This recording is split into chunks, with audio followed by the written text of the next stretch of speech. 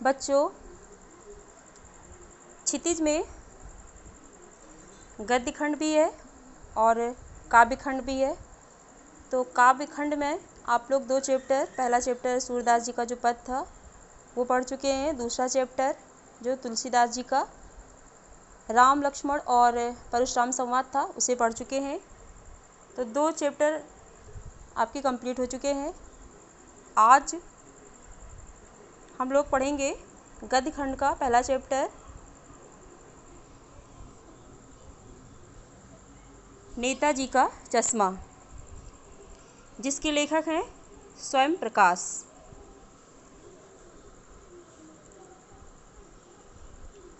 नेताजी का चश्मा जिसके लेखक स्वयं प्रकाश जी हैं। तो पाठ को पढ़ने से पहले हम स्वयं प्रकाश जी के बारे में पढ़ेंगे। स्वयं प्रकाश का जन्म सन 1947 में इंदौर, जो कि मध्य प्रदेश में है, हुआ। मैकेनिकल इंजीनियरिंग की पढ़ाई करके एक औद्योगिक प्रतिष्ठान में नौकरी करने वाले स्वयं प्रकाश का बचपन और नौकरी का बड़ा हिस्सा राजस्थान में बीता। फिलहाल स्वैच्छिक सेवानिवृत्ति के बाद वे भोपाल में रहते हैं और वसुधा पत्रिका के संपादन से जुड़े हैं। 8वें दशक में उभरे स्वयं प्रकाश आज समकालीन कहानी के महत्वपूर्ण हस्ताक्षर हैं। उनके 13 कहानी संग्रह प्रकाशित हो चुके हैं, जिनमें सूरज कब निकलेगा, आएंगे अच्छे दिन भी, आदमी जात का आदमी और संधान उल्लेखनीय हैं। उनके बीच में विनय और ईंधन उपन्यास चर्चित रहे हैं।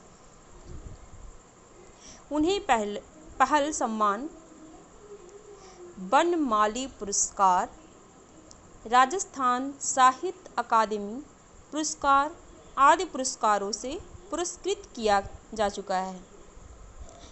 मध्यवर्गीय जीवन के कुशल चितेरे स्वयं प्रकाश की कहानियों में वर्ग शोषण के विरुद्ध चेतना है, तो हमारे सामाजिक जीवन में जाति, संप्रदाय और लिंग के आधार पर हो रहे भेदभाव के खिलाफ प्रतिकार का स्वर भी है। प्रतिकार मतलब बदला होता है, विरोध।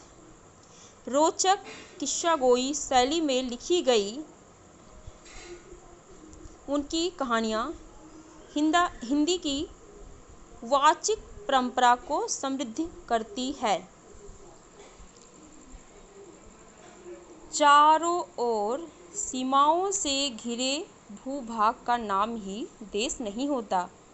देश बनता है उसमें रहने वाले सभी नागरिकों, नदियों, पहाड़ों, पेड़ पौधों, वनस्पतियों, पशु पक्षियों से, और इन सब से प्रेम करने तथा इनकी समृद्धि के लिए प्रयास करने का नाम क्या है? देशभक्ति है।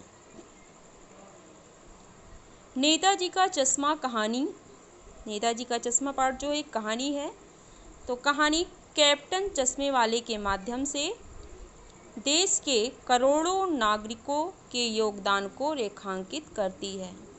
मतलब इस चैप्टर में जो कैप्टन है, कैप्टन जो है उसका जो योगदान है, तो उसके माध्यम से देश के करोड़ों नागरिकों के योगदान को ये कहानी रेखांकित करती है, जो इस देश के निर्माण में अपने अपने तरीके से सहयोग करते हैं। मतलब जिसकी जैसी क्षमता होती है, जिसकी जैसी कैपेसिटी होती है, वह उस हिसाब से इस देश के लिए अपना सहयोग देते हैं। कहानी यह कहती है कि बड़े ही नहीं, बच्चे भी इसमें शामिल होते हैं। मतलब इसमें बड़ों का ही नहीं बल्कि बच्चों का भी योगदान होता है।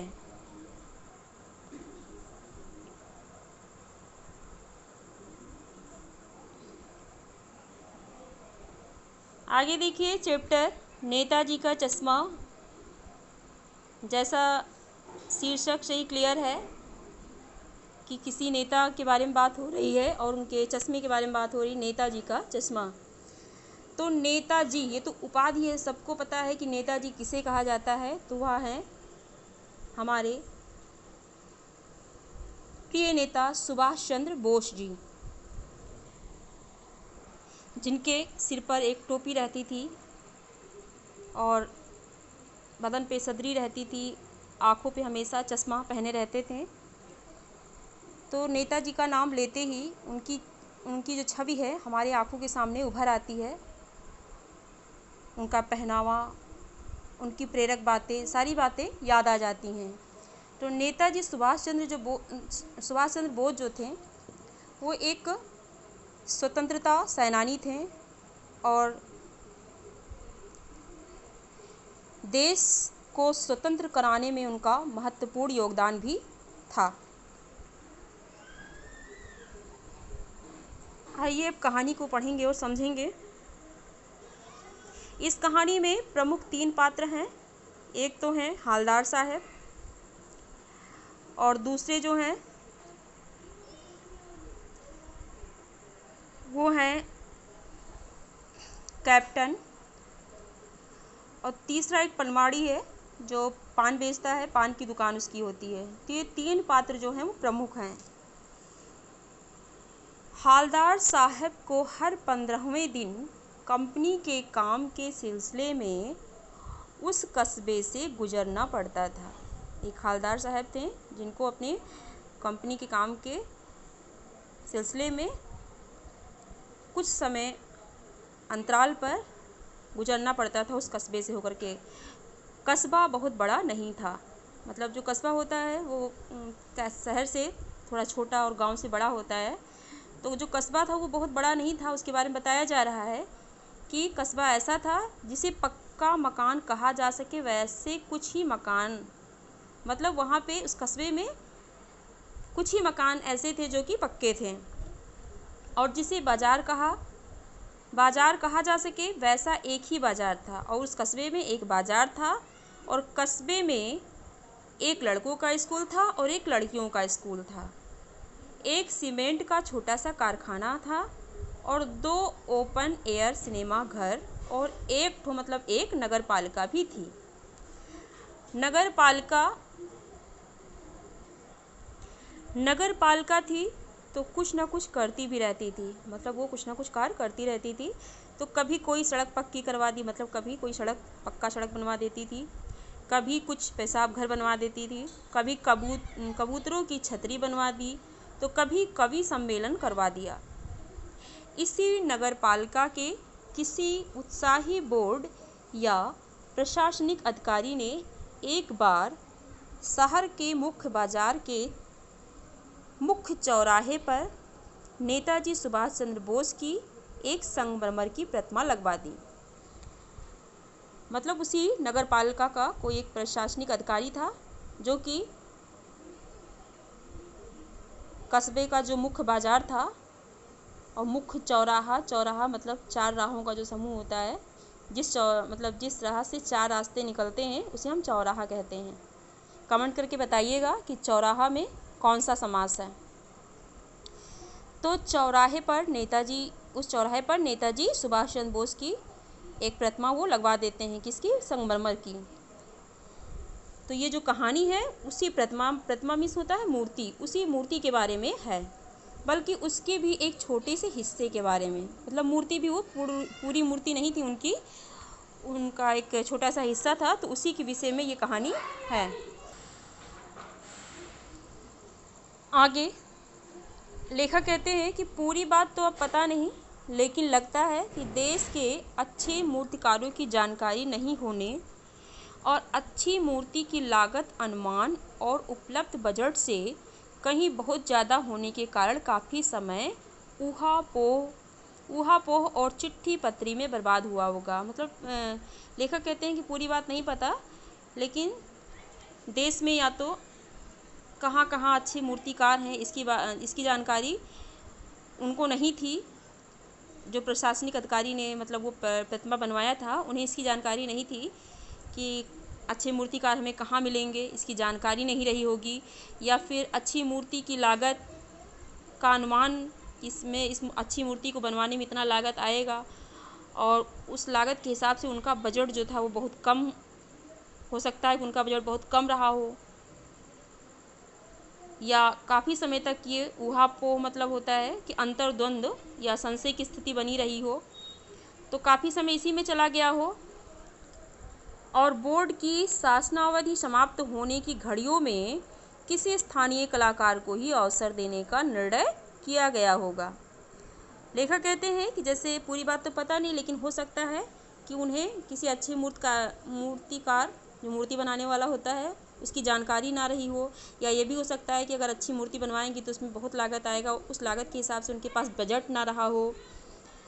तो ये सब काफ़ी समय तक यही अंतर्द्वंद चलता रहा होगा मन में, और काफ़ी समय चिट्ठी पत्री बर्बाद हुआ होगा, और बोर्ड ने मूर्ति बनवाने की जो शासनावधि तय की थी वह अवधि समाप्त होने को रहा होगा।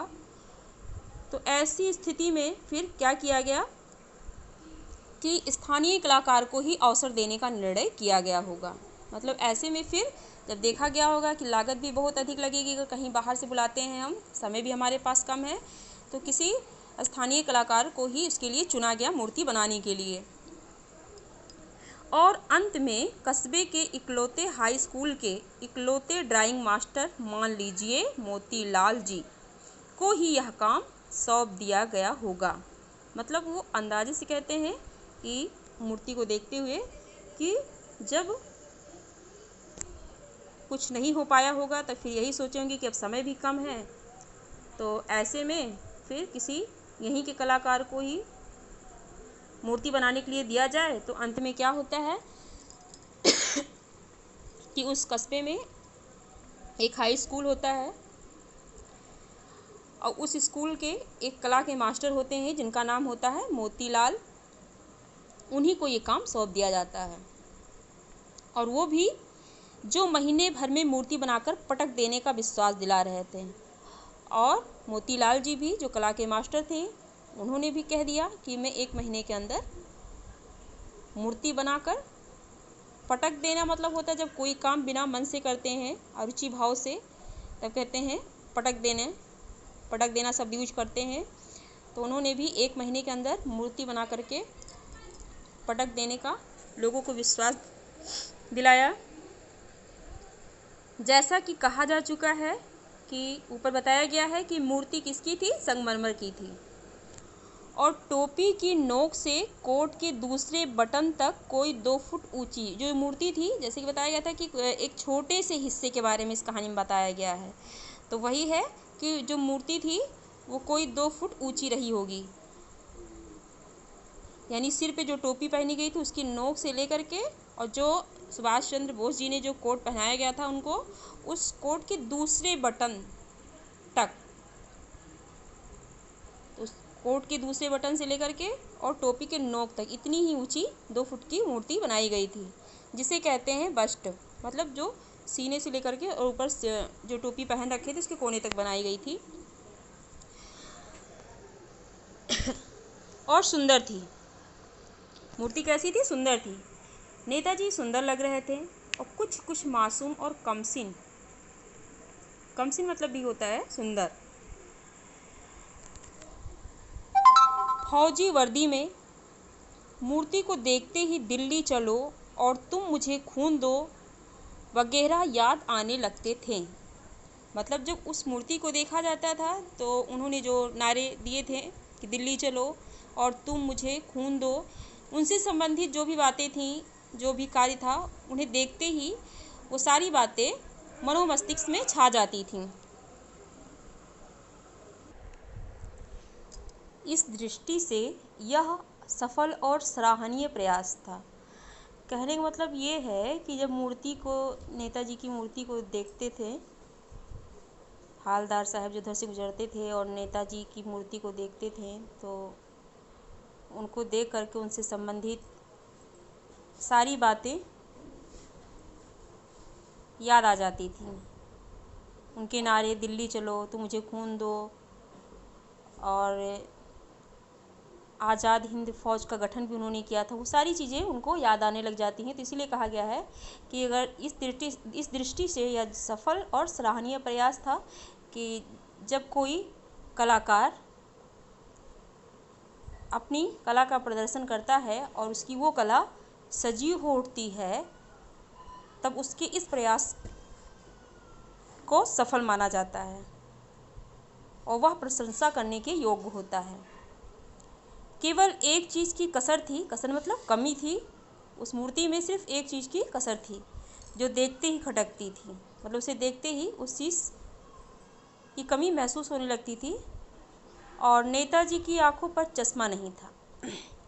वो कमी क्या थी कि नेताजी की आंखों पर चश्मा नहीं था। टोपी था, कोट था, मूर्ति सुंदर लग रही थी दिखने में, मासूम थी, मासूम सी लग रही थी, लेकिन उनके आंखों पर चश्मा नहीं था। लेकिन संगमरमर का नहीं था। आंखों पर चश्मा नहीं था यानी चश्मा तो था, लेकिन किसका नहीं था? संगमरमर का नहीं था। एक सामान्य और सचमुच के चश्मे का चौड़ा काला फ्रेम मूर्ति को पहना दिया गया था। मतलब मूर्ति तो बनी थी किसकी? संगमरमर की बनी थी, लेकिन उस संगमरमर का चश्मा उनकी आंखों पर नहीं था, बल्कि चश्मा सचमुच का एक चश्मा उनको पहनाया गया था जो कि चौड़ा था और काला यानी काले फ्रेम का था। उन्हें काले फ्रेम का एक चौड़ा सा चश्मा पहना दिया गया था उनकी मूर्ति को। हालदार साहब जब पहली बार इस कस्बे से गुजरे, मतलब उधर से होके निकले और चौराहे पर पान खाने रुके। एक बार ऊपर ही बताया गया है कि 15 दिन के बाद वो उस रास्ते से होके जाते थे, उस कस्बे से होकर के जाते थे।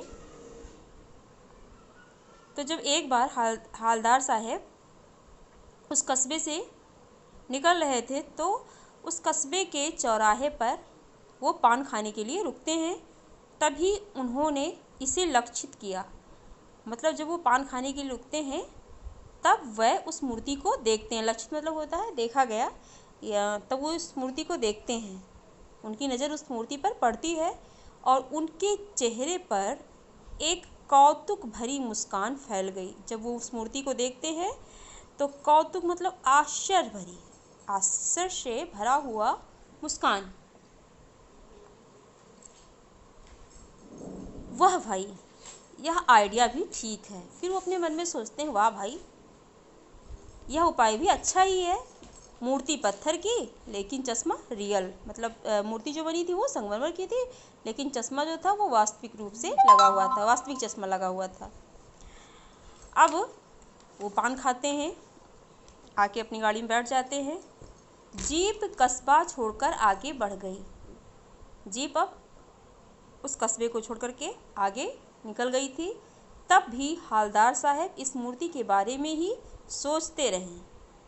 गाड़ी तो उनकी आगे निकल गई, लेकिन उनके मन में उसी मूर्ति के बारे में चल रहा था, और अंत में इस निष्कर्ष पर पहुँचे, और अंत में वो इस निष्कर्ष पर पहुँचते हैं कि कुल मिलाकर कस्बे के नागरिकों का यह प्रयास सराहनीय ही कहा जाना चाहिए।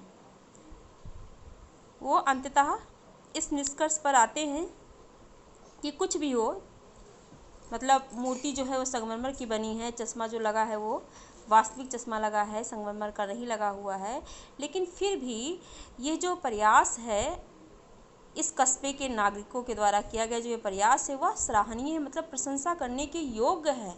अब देखिए, नागरिकों का यह प्रयास जो है सराहनीय, कहने का मतलब यहाँ पे ये है कि उनके इस कार्य को देख करके आज ये लगता है कि लोगों के मन में, वहाँ के नागरिकों के मन में नेताजी के प्रति, जो लोग शहीद हो गए उनके प्रति, देश के प्रति अभी भक्ति भावना जीवित है। अभी लोगों में देश प्रेम है, शहीदों के प्रति सम्मान है, देश के प्रति भक्ति है। तो इसलिए उनका यह प्रयास जो है वो प्रशंसा करने के योग्य है।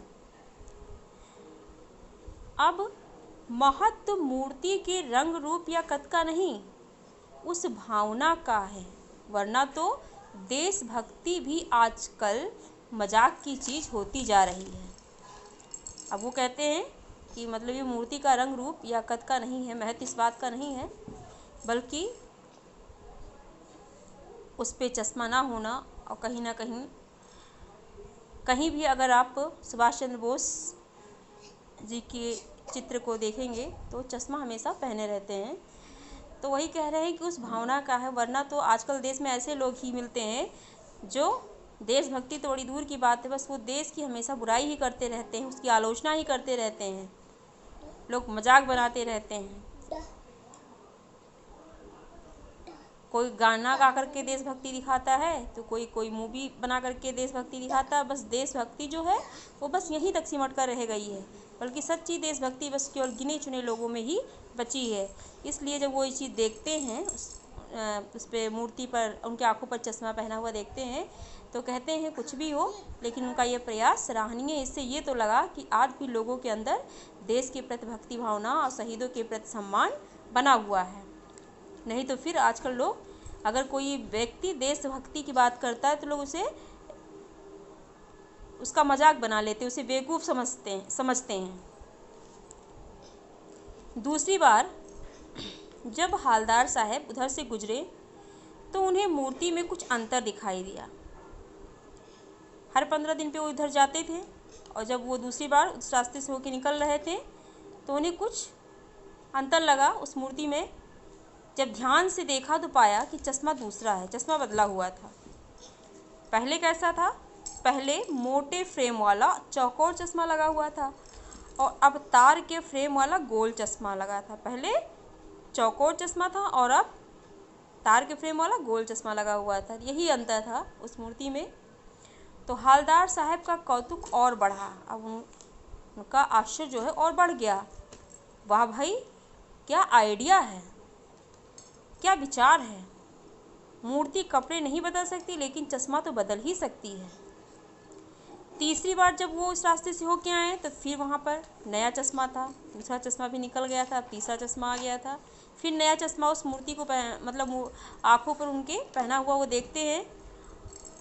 हालदार साहब की आदत पड़ गई, हर बार कस्बे से गुजरते समय चौराहे पर रुकना, पान खाना और मूर्ति को ध्यान से देखना।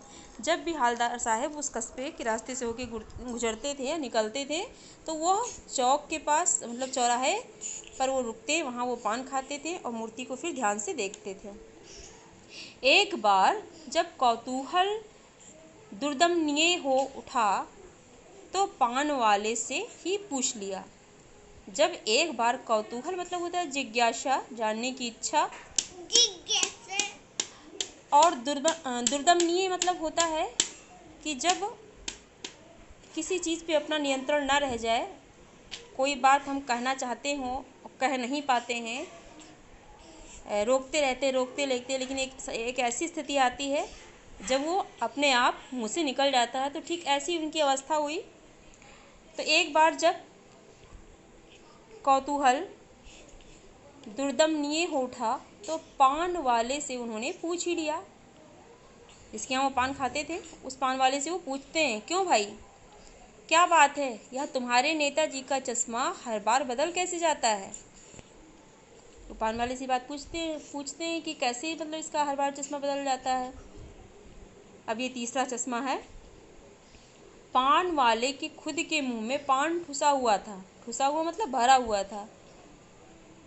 वो पान बेचने के साथ साथ स्वयं भी सारा दिन पान चबाता रहता था, खाता रहता था, एक के बाद दूसरा, एक खत्म हुआ दूसरा डालता, दूसरा खत्म हुआ तीसरा, इस तरीके सारा दिन वो पान चबाता रहता था। जब उन्होंने ये प्रश्न पूछा उस समय पान वाले के मुंह में पान भरा हुआ था, और वह एक उसके व्यक्तित्व के बारे में बताया जा रहा है कि वो कैसा मतलब लग रहा था। तो वह एक काला, मोटा और खुश मिजाज आदमी था, मतलब प्रसन्न दिल या प्रसन्न चित्त। खुश मिजाज मतलब होता है प्रसन्न चित्त आदमी था। काला था, मोटा था और प्रसन्न चित्त आदमी था। हालदार साहब का प्रश्न सुनकर वह आंखों ही आंखों में हंसा। उसकी टोन थिरकी, जब वो हंसा तो उसकी टोन थिरकी, हिली, और पीछे घूमकर उसने दुकान के नीचे पान थूका। अभी तक वो कुछ बोला नहीं था, पीछे घूमा, उसके मुंह में पान भरा हुआ था, उसको उसने वहाँ पर मतलब दुकान के नीचे उसे थूका और अपनी लाल काली बत्ती सी दिखाकर बोला, कैप्टन चश्मे वाला करता है। ये उसका जवाब था। ये तुम्हारे नेताजी का चश्मा हर बार बदल कैसे जाता है, इस प्रश्न का ये जवाब था कि कैप्टन चश्मे वाला करता है। अब लाल काली बत्ती सी दिखाकर मतलब पान खाने की वजह से उसके जो दांत थे वो गंदे हो गए थे। अब क्या करता है, हवलदार साहब कुछ समझ नहीं पाए। वो फिर पूछते हैं कि क्या करता है, उनके समझ में कुछ नहीं आया। तो फिर उत्तर मिला कि चश्मा चेंज कर देता है, बदल देता है। पान वाले ने समझाया। अभी तक वो हवलदार साहब कुछ भी उनके समझ में नहीं आ रहा था और उन्होंने फिर क्या मतलब क्यों चेंज कर देता है, हवलदार साहब अब भी नहीं समझ पाए थे। फिर वो समझाता है कि कोई ग्राहक आ गया समझो। हमारी भाषा में कहें तो उसने समझाया कि मान लो कि कोई ग्राहक यानी कि कोई ग्राहक आ जाए, कोई कस्टमर आ जाए, मतलब आ गया समझो, कोई कस्टमर आ गया और उसको चौड़े चौखट चाहिए। चौड़े चौखट मतलब चौड़े फ्रेम वाला चश्मा चाहिए। तो कैप्टन किधर से लाएगा, तो मतलब कैप्टन कहाँ से लाएगा। मान लीजिए उसके पास, उस चश्मे वाले के पास कोई ग्राहक आ जाए और उसके पास मान लो कि कोई ग्राहक आता है उसके पास और उससे चौड़े फ्रेम वाला चश्मा मांगता है और कैप्टन के पास नहीं, तो वह कहाँ से ला के देगा। तो ऐसे में क्या करता था वो कि जो मूर्ति पे चश्मा लगा रहता था उसे वो निकाल कर, जैसे जो मूर्ति पे चश्मा लगा रहता था ये उसी की मांग किसी ने कर ली, उसी तरीके का चश्मा कोई मांगता था, तो ये क्या करता था कि मूर्ति पे जो चश्मा लगा रहता था वह उसे निकाल देता था और उस ग्राहक को दे देता था और उधर दूसरा बिठा दिया और उधर दूसरा चश्मा लगा देता था, उस मूर्ति की आंखों पर दूसरा चश्मा लगा देता था। अब हवलदार साहब को बात कुछ कुछ समझ में आई। एक चश्मे वाला है, मतलब ये बात समझ में आई कि एक चश्मे वाला है जिसका नाम कैप्टन है, उसे नेताजी की बगैर चश्मे वाली मूर्ति बुरी लगती है, बल्कि आहत करती है, चोट पहुंचाती है बिना चश्मे की मूर्ति उस व्यक्ति को यानी कैप्टन को। तो मान लो चश्मे के बगैर नेताजी को असुविधा हो रही हो, ऐसा महसूस करके उस कैप्टन ने, इसलिए वह अपनी छोटी सी दुकान में उपलब्ध गिने चुने फ्रेमों में से एक नेताजी की मूर्ति पर फिट कर देता है। मतलब जब वो जो कैप्टन होता है उसे बिना चश्मे की मूर्ति अच्छी नहीं लगती, बुरी लगती है, बल्कि उसे कष्ट पहुंचाती है, तब वह और ये समझ करके, ये महसूस करके कि बिना चश्मे के नेताजी को असुविधा हो रही है, तो वह अपनी छोटी सी दुकान, मतलब उसकी जो चश्मे की दुकान थी, बहुत बड़ी दुकान नहीं थी, छोटी सी दुकान थी और उसके पास जो गिने चुने मतलब फ्रेम थे चश्मे के, उसी में से एक बना करके वह नेताजी की मूर्ति पर फिट कर देता था। लेकिन जब कोई ग्राहक आता है और उसे वैसे ही फ्रेम की दरकार होती है, दरकार मतलब होता है कि आवश्यकता या मांग, या जैसे कोई जब ग्राहक आता है और जो जिस फ्रेम का वो मूर्ति पर जो चश्मा लगाया होता है जिस फ्रेम का, उसी की जब लोग मांग करते हैं, आवश्यकता होती है, दरकार में से होता है आवश्यकता, या तो जब मांग होती उसी की या उसी की आवश्यकता होती है, जैसा मूर्ति पर लगा है, तो कैप्टन चश्मे वाला मूर्ति पर लगा फ्रेम संभवतः नेताजी से क्षमा मांगते हुए लाकर ग्राहक को दे देता है और बाद में नेताजी को दूसरा फ्रेम लौटा देता, मतलब दूसरा चश्मा लगा देता है। वाह भाई, खूब, क्या आइडिया है ये। हवलदार साहब सोचते हैं वह अच्छा आइडिया है, अच्छा विचार है। लेकिन भाई एक बात अभी भी समझ में नहीं आई। हवलदार साहब ने पान वाले से फिर पूछा, हवलदार साहब फिर पूछते हैं पान वाले से और कहते भाई एक बात समझ में नहीं आई कि नेताजी का ओरिजिनल चश्मा कहाँ गया, मतलब जिस पत्थर की, जिस संगमरमर की मूर्ति बनी है उसी का चश्मा भी होना चाहिए, तो उनका वो चश्मा कहाँ गया। तो पान वाला दूसरा पान मुंह में ठूस चुका था, मतलब उसका वो पहला पान खत्म हो चुका था, फिर वो अपने मुंह में दूसरा पान डाल लेता है, भर लेता है। दोपहर का समय था, दुकान पर भीड़ भाड़ अधिक नहीं थी। वह फिर आंखों ही आंखों में हंसता है, फिर उसकी तोन थिरकती है और कत्थे की डंडी को फेंक देता है, मतलब जिस डंडी से कत्थे को भी मतलब डंडी में लपेट करके पान पे लगाया जाता है, उस डंडी को फेंक कर पीछे मुड़कर उसने नीचे पीक थूकी और फिर नीचे थूकता है और मुस्कुराता हुआ बोलता है, मास्टर बनाना भूल गया। मतलब वो मजाक बनाता है कि जिस मास्टर ने इसे बनाया वो बनाना भूल गया। तो पान वाले के लिए यह एक मज़ेदार बात थी, वो मजाक करता है, लेकिन हालदार साहब के लिए चकित और द्रवित करने वाली बात थी। जब पान वाला ये बात कहता है कि मास्टर बनाना भूल गया, तो वो तो मज़ा लेता है, लेकिन हालदार साहब को ये बात आश्चर्य सुनकर के ये आश्चर्य होता है और उन्हें वो द्रवित करती है वो बात, उसकी वो बात। ऐसा लगता है कि जैसे वो अपमान कर रहा है एक कलाकार की। यानी वह ठीक ही सोच रहे थे। मूर्ति के नीचे लिखा मूर्तिकार मास्टर मोतीलाल वाकई कस्बे का अध्यापक था। पहले ही बताया जा चुका है कि वहाँ पे एक स्कूल था और उसके जो कला के मास्टर थे उन्हें ही वो मूर्ति का काम सौंपा गया था। तो वाकई में वो कस्बे के अध्यापक थे। बेचारे ने महीने भर में मूर्ति बनाकर पटक देने का वादा कर दिया होगा। उन्हें कहा गया कि 1 महीने के अंदर मूर्ति बना कंप्लीट चाहिए। उन्होंने वादा मान लिया होगा, कर लिया होगा और बना भी ली होगी, लेकिन पत्थर में पारदर्शी चश्मा कैसे बनाया जाए, कांच वाला यह तय नहीं कर पाया होगा। कि मतलब मूर्ति तो बन गई उस पत्थर की, लेकिन अब किस तरीके से इतना पारदर्शी, इतना महीन या पतला चश्मा उससे निर्मित किया जाए ताकि जो आँख है वो दिखे, तो यह तय वह नहीं कर पाए होंगे या कोशिश की होगी चश्मा बनाने की और असफल रहा होगा। मतलब ये सब बातें सोचते हैं या कि ये रीज़न होगा, ये रीज़न होगा या ये कारण हो सकता है, या बनाते बनाते कुछ और बारीकी के चक्कर में चश्मा टूट गया होगा, या पत्थर का चश्मा अलग से बनाकर फिट किया गया होगा और वह निकल गया होगा। उफ, मतलब बहुत सारी बातें सोचते हैं कि इस मतलब वास्तविक चश्मा इसमें क्यों नहीं है। तो बहुत सारी बातें सोचते हैं वो अपने मन में कि शायद ये कारण हो या ये कारण हो। हालदार साहब को यह सब कुछ बड़ा विचित्र और कौतुक भरा लग रहा था। ये सारी घटनाएं जो थी वो हालदार साहब को बहुत ही विचित्र लग रहा था और आश्चर्य से भरा हुआ लग रहा था, उन्हें आश्चर्यचकित कर रहा था।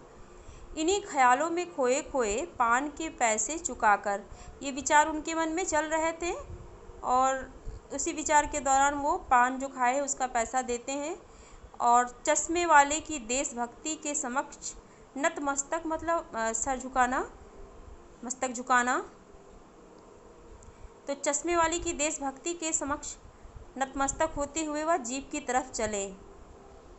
उसकी ऐसी देशभक्ति देख करके शहीदों के प्रति, मतलब कैप्टन के अंदर की देशभक्ति को देख करके शहीदों के प्रति उसके मन में सम्मान को देख करके वह उससे मतलब नतमस्तक, अपने मस्तक को उसके समक्ष झुकाते हैं और फिर जीप की तरफ अपने मन में उसे याद करते हैं, झुकाते हैं और फिर वो जीप की तरफ चलते हैं। फिर रुके, जैसे जीप की तरफ आगे बढ़ते हैं फिर वो रुक जाते हैं, फिर पीछे मुड़ते हैं और पान वाले के पास जाकर पूछा, क्या कैप्टन चश्मे वाला नेताजी का साथी है या आज़ाद हिंद फौज का भूतपूर्व सिपाही है। तो पूछते हैं कि क्या उनका कोई साथी है या नेताजी ने जिस आज़ाद हिंद फौज का गठन किया था उसका भूतपूर्व सिपाही है। अब पान वाला जो था वो नया पान खा रहा था, उसका वही पान ख़त्म हो गया था। अब वो नया पान अपने मुंह में खाने जा रहा था कि पान पकड़े अपने हाथ को मुंह से 1.5 इंच दूर रोककर उसने हालदार साहब को ध्यान से देखा। पान खाने ही जा रहा था, लेकिन जब वो उनसे पूछते हैं कि क्या कैप्टन चश्मे वाला नेताजी का साथी है या आज़ाद हिंद फौज का भूतपूर्व सिपाही है, तो उसको पानू को वहीं पर रोके हुए वो हवलदार साहब को ध्यान से देखता है और फिर अपनी लाल काली बत्ती सी दिखाई और मुस्कुरा कर के बोला, नहीं साहब, मुस्कुराता है और बोलता, नहीं साहब, वो लंगड़ा क्या जाएगा फौज में, पागल है पागल, वो देखो वो आ रहा है। इतने में मतलब जो कैप्टन था वो आते हुए नज़र आता है, तो वही वो कहता है कि वो बताता है कि वो लंगड़ा है, वो क्या जाएगा फौज में, पागल है पागल। इतने वो दिखाई पड़ जाता है तो कहता है कि वो देखो वो आ रहा है, आप उसी से बात कर लो, फ़ोटो वोटो छपवा दो उसका कहीं।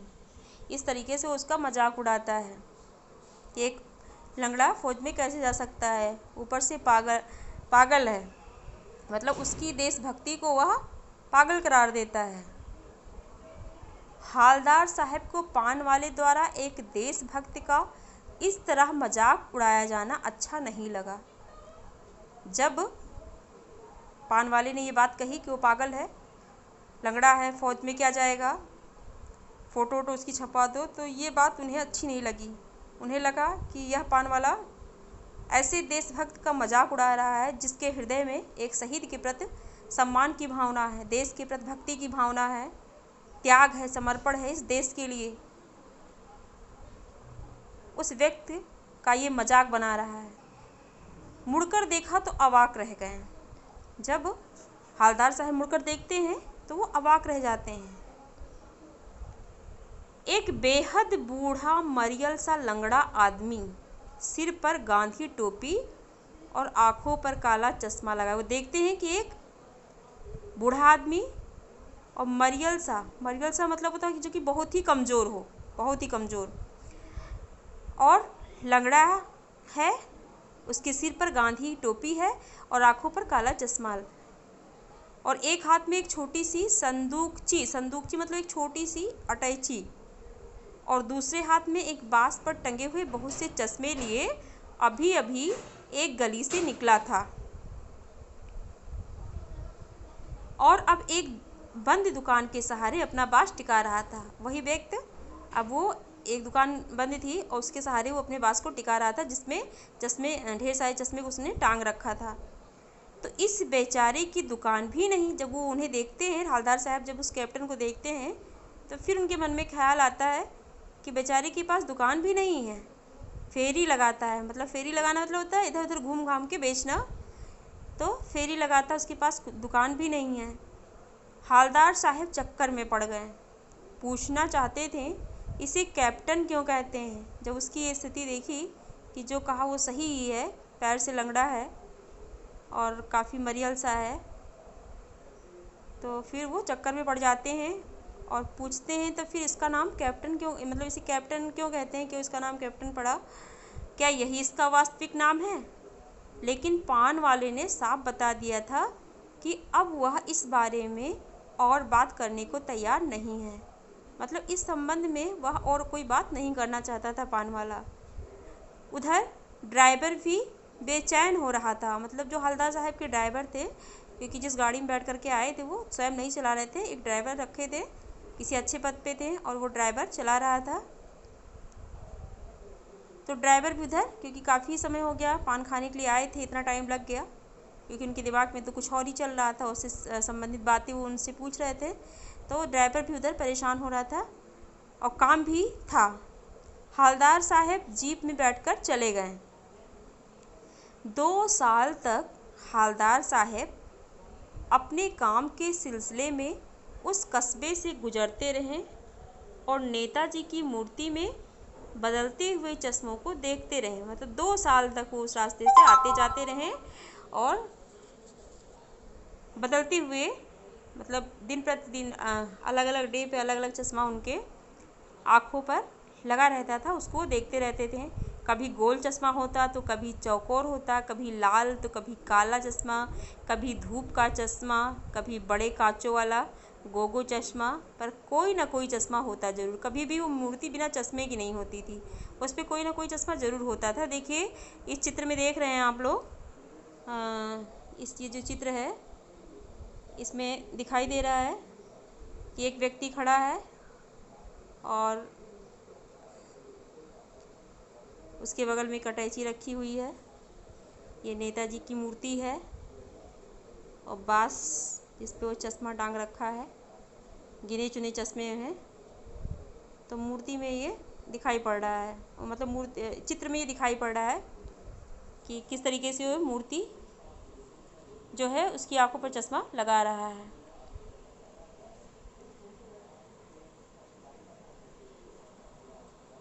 उस धूल भरी यात्रा में हवलदार साहब को कौतुक और प्रफुल्लता के कारण, प्रफुल्लता यानी कि प्रसन्नता के कुछ क्षण देने के लिए, फिर एक बार ऐसा हुआ कि मूर्ति के चेहरे पर कोई भी कैसा भी चश्मा नहीं था। एक बार जब फिर वो उस रास्ते से होकर के गुजर रहे थे, निकल रहे थे, तो उन्होंने क्या पाया, क्या देखा कि उस मूर्ति पर किसी भी प्रकार का कोई चश्मा नहीं लगा हुआ था। उस दिन पान की दुकान भी बंद थी और चौराहे की अधिकांश दुकानें बंद थीं। जब वो उस रास्ते से होकर निकलते हैं तब फिर वो वहाँ पे रुकते हैं उस चौराहे पर पान खाने के लिए, लेकिन क्या देखते हैं कि उस मूर्ति पे कोई चश्मा भी नहीं किसी प्रकार का, और पान की दुकान भी बंद है और चौराहे की अधिकतर दुकानें जो हैं वो बंद हैं। फिर वो चले जाते हैं।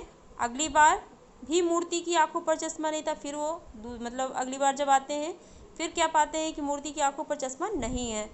हवलदार साहब ने पान खाया और धीरे से पान वाले से पूछा, क्यों भाई, क्या बात है, आज तुम्हारे नेताजी की आंखों पर चश्मा नहीं है? पान वाला उदास हो गया। उदास मतलब दुखी हो गया। उसने पीछे मुड़कर मुंह का पान नीचे थूका, जैसे कि उसे पहले उसकी आदत थी। बात करने से पहले वो पान के खाए हुए पान को वो पहले थूकता था, फिर बातें करता था। तो ठीक वैसे ही किया उसने, और सिर झुकाकर अपनी धोती के सिरे से आंखें पोंछता हुआ बोला। जब हवलदार साहब ने प्रश्न किया कि तुम्हारे नेताजी की आंखों पर चश्मा नहीं है, तो जो पान वाला था बहुत क्या हुआ, दुखी हो गया, और वह पीछे मुड़कर पान को थूकता है और उसकी आंखों में आंसू आ जाते हैं, आंसू भर जाते हैं उसकी आंखों में, जिसे वह अपने धोती के सिरे से पोंछता है और कहता है, साहब कैप्टन मर गया। और कुछ नहीं पूछ पाए हवलदार साहब। जब ये प्रश्न आंसर मिलता है उन्हें, ये उत्तर मिलता है कि कैप्टन मर गया, तो फिर कुछ पूछने की हिम्मत नहीं होती, क्योंकि उन्हें भी बहुत कष्ट होता है। इसके आगे वो कुछ भी नहीं पूछ पाते हैं और कुछ पल वो चुपचाप खड़े रहते हैं। फिर पान के पैसे चुकाकर जीप में आ बैठे और रवाना हो गए। मतलब वो पान के पैसे, कुछ नहीं बोल पाते, चुपचाप खड़े रहते हैं एक पल के लिए, और फिर वो पान के पैसे चुकाते हैं, चुपचाप आकर के अपने जीप में बैठ कर के फिर चल देते हैं। बार बार सोचते हैं क्या होगा उस कौम का। कौम मिस होता है जाति। तो उनके मन में बार बार ये बातें आती रहती हैं और कहते हैं कि क्या होगा उस जाति का जो अपने देश की खातिर, ऐसा व्यक्ति जो अपने देश के लिए, खातिर मतलब के लिए, घर गृहस्थी, जवानी, जिंदगी सब कुछ होम देने वालों पर भी हंसती है। वो कहते हैं जैसे कि जो पान वाला था उसका मजाक बनाता था कि वो लंगड़ा आदमी क्या फ़ौज में जाएगा, पागल है। जब देश के प्रति उसके अंदर जो भक्ति थी, शहीदों के प्रति उसके अंदर जो सम्मान था, आत्मसमर्पण की भावना थी, तो जब पान वाला उसका मजाक बनाता है तो उस बात पर वो सोचते हैं कि ऐसी जाति का क्या होगा जो अपने देश की खातिर, जो अपना घर गृहस्थी, जवानी, जिंदगी सब कुछ होम मतलब होता है त्याग कर देने वाला, आहुति दे देने वाला। तो जो लोग अपने देश के लिए सब कुछ त्याग देते हैं, उन पर जो जाति हंसती है और अपने लिए बिकने के मौके ढूंढती है, मतलब अपने स्वार्थ सिद्धि के लिए वह स्वयं को बेच देती है। कहने का मतलब ये है कि यदि उसे पैसा मिल जाए तो वह देश के विरोध में बातें करने लग जाते हैं। पैसे के लालच में आकर के वो देश के विरोधी बन जाते हैं, देशद्रोही बन जाते हैं, उसकी आलोचना करने लग जाते हैं, देश की बुराई करने लग जाते हैं। क्या अच्छाई हो रही उसे नहीं देखते हैं, बल्कि जितनी सारी बुराइयों को उजागर करने लग जाते हैं, कड़ी निंदा करने लग जाते हैं। जो सच होता है तो नहीं होता है तो पैसे के लिए वो कुछ भी करते हैं, देशद्रोही बन जाते हैं। तो ऐसे लोगों के लिए हवलदार साहब कहते कि ऐसे लोगों का क्या होगा जो पैसे के लिए खुद को बेच देते हैं, देश के दुश्मन बन जाते हैं, देश की अच्छाइयों को भुला करके उसकी बुराइयों को देखने लग जाते हैं, उसकी कड़ी निंदा करने लग जाते हैं। ऐसे लोगों का क्या होगा। दुखी हो गए फिर वो, और 15 दिन बाद फिर उसी कस्बे से गुजरे। जब वो सुनते हैं कि कैप्टन मर गया, उन्हें काफ़ी दुख होता है, लेकिन अब काम कहाँ रुकने वाला। तो फिर 15 दिन बाद जब वो फिर उसी कस्बे से होकर निकलते हैं, तो कस्बे में घुसने से पहले ही ख्याल आया, है ना, उनके अंदर मन में विचार आया कि कस्बे की हृदय स्थली में सुभाष की प्रतिमा अवश्य ही प्रतिष्ठापित होगी। मतलब वहाँ पे वो प्रतिमा जरूर ही स्थित होगी। हृदय स्थली, कस्बे की हृदय स्थली मतलब होता है कस्बे का जो केंद्रीय भाग है बीच में। तो वहाँ पर सुभाष जी की जहाँ पे प्रतिमा लगी थी, तो वो कहते हैं वहाँ पे अवश्य स्थित होगी। लेकिन सुभाष की आंखों पर चश्मा नहीं होगा। अपने मन में सोचते हैं क्योंकि कैप्टन तो मर गया, जो चश्मा लगाता रहता था, बदलता रहता था, वो कैप्टन तो अब रहा ही नहीं, तो अब उनकी आंखों पर चश्मा नहीं होगा। क्योंकि मास्टर बनाना भूल गया, क्योंकि जिस मास्टर ने संगमरमर की मूर्ति बनाई थी वो तो बनाना ही भूल गया था, और कैप्टन मर गया। सोचा आज वहाँ रुकेंगे नहीं, पान भी नहीं खाएंगे, और मूर्ति की तरफ मतलब अपने मन में संकल्प लेते हैं कि मैं जब उधर आज जाऊँगा तो मैं रुकूंगा नहीं, क्योंकि कहीं ना कहीं अगर रुकूंगा, देखूंगा, बिना चश्मे की मूर्ति को देखूंगा तो मुझे भी कष्ट होगा, उस कैप्टन को भी याद करके बहुत दुख होगा। तो वो कहते हैं कि आज मैं, भाई जाना तो उसी रास्ते से है, लेकिन मैं आज वहाँ पे रुकूंगा नहीं, पान भी नहीं खाएंगे और मूर्ति की तरफ देखेंगे भी नहीं। ये फैसला वो लेते हैं, निर्णय लेते हैं, और सीधे निकल जाएंगे, ये सोच करके वो निकलते हैं। और ड्राइवर से भी कह देते हैं कि चौराहे पर रुकना नहीं, आज बहुत काम है, और पान आगे कहीं खा लेंगे, आज पान खाने के लिए हमें उस चौराहे पे नहीं रुकना है, और इसलिए वहाँ पे रुकना नहीं, पान कहीं आगे चल करके खा लेंगे किसी और दुकान पर। ये ड्राइवर से पहले ही बोल देते हैं। लेकिन आदत से मजबूर आंखें चौराहा आते ही मूर्ति की तरफ उड़ गई। लेकिन क्योंकि हैबिट बन चुकी थी वहाँ पे आना, रुकना, पान खाना, उस मूर्ति को ध्यान से देखना, तो ये सब उनकी आदत बन गई थी। तो ना चाहते हुए भी जब वो वहाँ से होके निकले, मतलब वो जब चौराहा आया, तो बरबस ही उनकी आंखें जो है वो मूर्ति की तरफ उठ गई। ना चाहते हुए भी वो उस मूर्ति की तरफ उनकी आंखें देखने लगी, और कुछ ऐसा देखा कि चीखे, कुछ ऐसा देखा कि वो चीख पड़े, और कहा, क्योंकि पहले ही कह रखा था ड्राइवर से रोकने के लिए, तो ड्राइवर तेज स्पीड में लेके चल रहा था गाड़ी, तो उन्होंने वो चिल्लाए कि रोको। जीप स्पीड में थी, कि रुकना तो है नहीं, कि उसे रुकना तो था नहीं कि धीमी चाल उसकी होती, तो इसलिए वो स्पीड में थी, और ड्राइवर ने ज़ोर से ब्रेक मारे। जब उन्होंने वो चीखे और चिल्लाए कि रोको रोको, तो ऐसे में ड्राइवर ने क्या किया, अचानक से ज़ोर से ब्रेक मारा। अब रास्ता चलते लोग देखने लगे, जब अचानक से कोई गाड़ी रुकेगी, भाई जाहिर सी बात है कि सब लोग देखेंगे, आसपास के लोग, क्या बात है, अचानक से जो गाड़ी बहुत तेज़ चल रही हो फिर रुक जाए वो, तो ज़रूर लोग एक तरफ आसपास के लोग उसे देखेंगे उसकी तरफ। तो लोग देखने लगे। जीप रुकते ना रुकते हवलदार साहब जीप से कूदकर तेज तेज कदमों से मूर्ति की तरफ लपके। मतलब जीप सही ढंग से रुके भी नहीं थे, और हवलदार साहब वो जीप से कूद पड़े और जल्दी जल्दी चल करके उस मूर्ति की तरफ पहुँचे, और उसके ठीक सामने जाकर अटेंशन में खड़े हो गए। सावधान, अटेंशन मतलब सावधान, सावधान होकर के खड़े हो गए। मूर्ति की आंखों पर सरकंडे से बना छोटा सा चश्मा रखा हुआ था। फिर वो क्या देखते हैं कि उस मूर्ति पर की आंखों पर एक सरकंडा, मतलब एक पौधा होता है, एक प्रकार का पौधा होता है जिसके तने में गांठें होती हैं, तो उसी सरकंडे से बनाया गया था छोटा सा चश्मा था, जो कि आंखों पर लगा हुआ था, मूर्ति की आंखों पर लगा हुआ था। जैसा बच्चे बना लेते हैं, ऐसा लग रहा था कि जो चश्मा उन्हें लगा हुआ था किसी बच्चे ने बनाया हो, जैसे बच्चे लोग बनाते हैं चश्मा, ठीक वैसे ही चश्मा सरकंडे का एक बना हुआ था, और उस मूर्ति की आँख पर लगा हुआ था। उन्होंने देखा ये चीज़।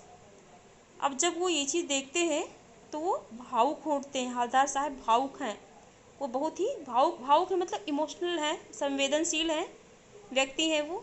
तो जब वो एक चीज़ देखते हैं तो वो भावुक उठते हैं, और इतनी सी बात पर उनकी आंखें भर आई। कहने के यहाँ पे लिखा हुआ है कि इतनी सी बात, लेकिन वो बात इतनी सी नहीं थी, बल्कि बहुत बड़ी बात थी। जब वो देखते हैं कि भले ही वो कैप्टन नहीं रहा, मतलब एक देशभक्ति, उसकी मृत्यु हो गई, लेकिन हमारे देश में ये छोटे छोटे बच्चे हैं जो इस देश के भावी नागरिक हैं, उनके मन में भी देश के प्रति अथाह प्रेम है, शहीदों के प्रति सम्मान है, श्रद्धा है, उनके अंदर भी ये चीज़ें पनप रही हैं। तो उन्हें इस बात की खुशी हुई कि आज भी हमारे देश में बहुत लोग ऐसे हैं जिनके मन में देश के प्रति, शहीदों के प्रति सम्मान की भावना, श्रद्धा की भावना, आत्मसमर्पण की भावना, त्याग की भावना जीवंत है, उनके अंदर भी पनप रही है, जिससे कि हमेशा हमारा देश जो है वो खुशहाल रहेगा। ऐसे लोग अपने देश को किसी भी मुसीबत के आने पर बचाएंगे। तो जब ये चीज़ वो देखते हैं, वो भी एक बच्चे के अंदर एक शहीद के प्रति ऐसी भक्ति भावना जब वो देखते हैं, क्योंकि कहीं ना कहीं शहीद वो नेताजी के सम्मान में उस बच्चे ने वो चश्मा लगाया होगा। तो जब ये चीज़ वो देखते हैं तो उनका मन जो होता भावुक उठते हैं वो, और ये सारी बातें वो सोचते हैं कि छोटे छोटे बच्चे, बड़े ही नहीं, छोटे छोटे बच्चों के अंदर भी देश के प्रति लगाव है, प्रेम है।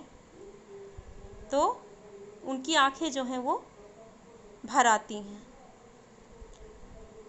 और वो जो आँख जो आंसू होते हैं वो खुशी के आंसू होते हैं। बच्चों, आशा करते हैं कि ये चैप्टर आप लोग को अच्छे से समझ में आ गया होगा। यदि कोई चीज़ नहीं समझ में आया होगा तो पूछिएगा। धन्यवाद।